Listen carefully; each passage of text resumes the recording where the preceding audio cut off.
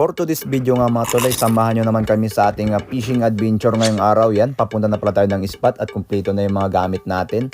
Ayun, at may preparation na nga pala kami itong baho bago pumunta sa spot. Ay kakain muna tayo mga idol. Ito pala ang ating pagkain sa araw na to. Kanin at syempre may nakatago po yan dyan mga idol. Tortang talong, masarap yan mga idol. At ayun, kumain muna tayo habang papunta po tayo ng spot. Sabor nga ito mga idol. Grabe kumain ni Malo.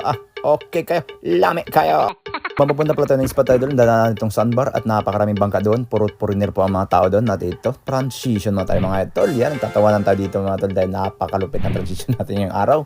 Kaya yun, napatapon na tayo ng pundo dyan at tara.